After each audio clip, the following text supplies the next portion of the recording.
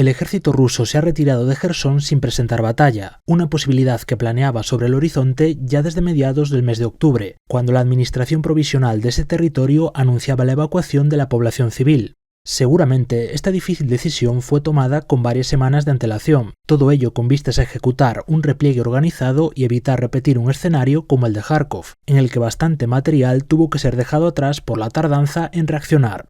No obstante, en esta ocasión no ha sido tanto la falta de efectivos, sino más bien la logística la que le ha jugado una mala pasada a Rusia. De hecho, si os acordáis, lo comentamos en este mismo canal hace un par de meses. En Jersón los rusos tenían a sus espaldas el río de Dnieper, y a su vez su despliegue estaba partido en dos mitades por el río Inulets.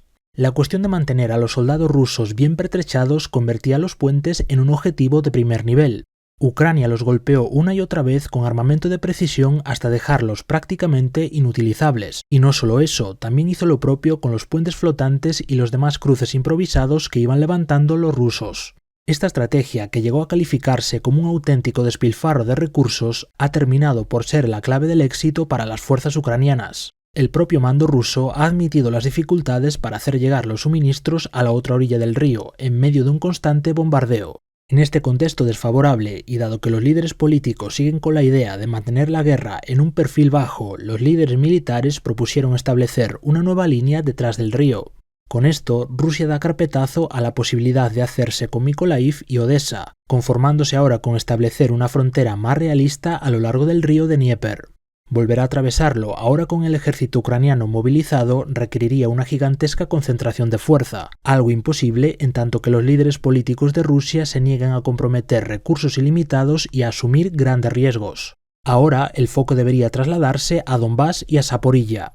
Por la parte rusa, todo apunta a que intentarán establecer una frontera coherente desde Belgorod hasta el Mar Negro. En su extremo norte, esto podría pasar por intentar empujar a las fuerzas ucranianas de vuelta al río Oskil. En el centro, la prioridad es expulsar a los ucranianos de las cercanías de Donetsk y a continuación intentar controlar completamente la provincia. En el sur, la línea se mantendría como hasta ahora, siguiendo el río de Dnieper hasta su desembocadura. Respecto a la ciudad de Zaporilla, es muy poco probable que los rusos se vayan a enfrascar en un asalto urbano, justamente por lo que hemos comentado de minimizar el coste del conflicto. Por la parte ucraniana, seguimos instalados en el todo o nada. Sin duda, intentarán dar nuevos golpes de efecto, y el más obvio de ellos es un posible avance en dirección sur desde Zaporilla. Si consiguiesen romper el frente y alcanzar la ciudad de Melitopol, habrían cortado el corredor ruso por la mitad, obligando a las fuerzas parapetadas tras el de Dnieper a retirarse en dirección a Crimea. Esto nos devolvería prácticamente al punto de partida del conflicto. Aunque una amenaza directa contra Crimea parece ahora mismo algo remoto, lo cierto es que Rusia se lo está tomando en serio, y durante las últimas semanas se han estado levantando fortificaciones en los pasos terrestres que conectan la península con el continente.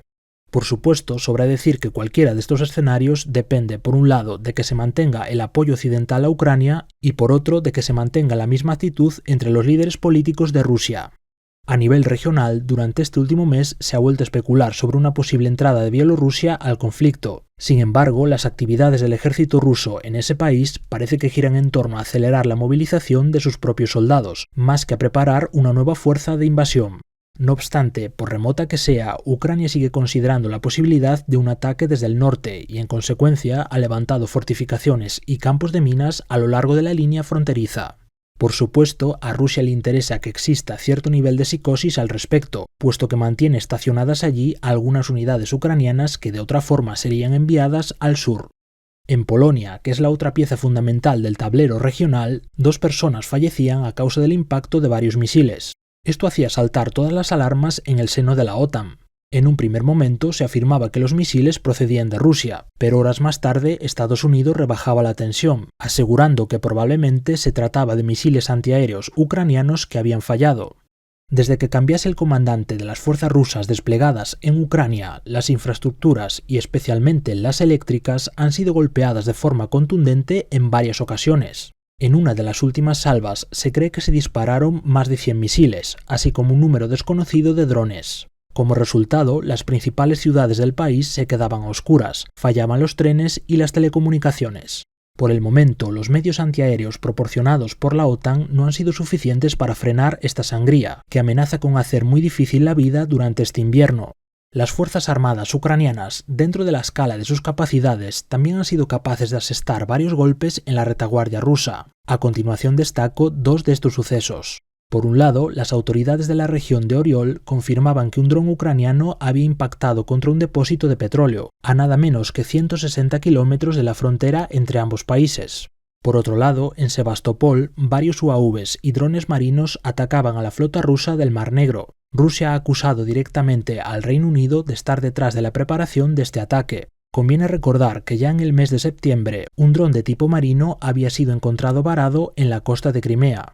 Este goteo de ataques a distancia y sabotajes probablemente sea una de las razones que explique la declaración de la ley marcial en los territorios ocupados, que va acompañada de la declaración de un nivel de respuesta medio en todas las regiones fronterizas con Ucrania. Gracias a esto, las autoridades locales disponen de manga ancha para el ejercicio de sus poderes. Pasando ahora a hacer el habitual repaso por los frentes, este último mes ha dejado un reguero de pequeños enfrentamientos en Kharkov y en Lugansk. Los rusos siguen en una actitud principalmente defensiva, mientras que los ucranianos ejercen presión en la dirección de Svatove. La mayoría de ataques han tenido escaso recorrido, con el frente enquistándose en torno al río Serebets.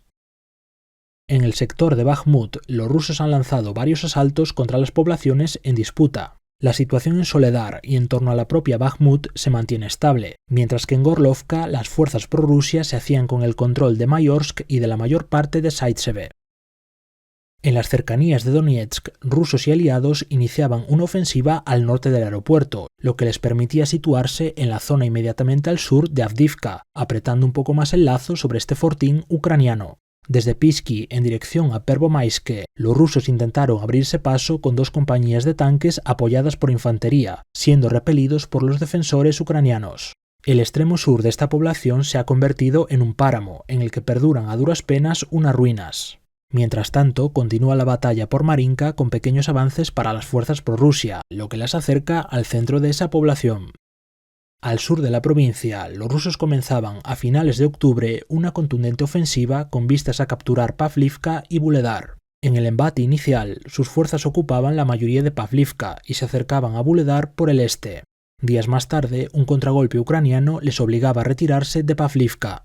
Las bajas se amontonaban en ambos bandos, con los rusos llevándose la peor parte tras ser golpeados por la artillería ucraniana. Tras el varapalo inicial, los rusos fueron capaces de recomponerse, iniciando un segundo asalto que les devolvía el control sobre Pavlivka. Seguramente desde aquí intentarán progresar hacia Vuhledar, desde donde disparan las tropas ucranianas aprovechando el terreno elevado. En el frente de Jersón, previamente a la evacuación de las fuerzas rusas, los ucranianos habían estado intentando romper la línea enemiga, con una serie de ataques contra el fortín de Snigurovka y en dirección a Berislav. Estas acciones serían repelidas por el ejército ruso. Mientras tanto, en la retaguardia rusa había mucha actividad.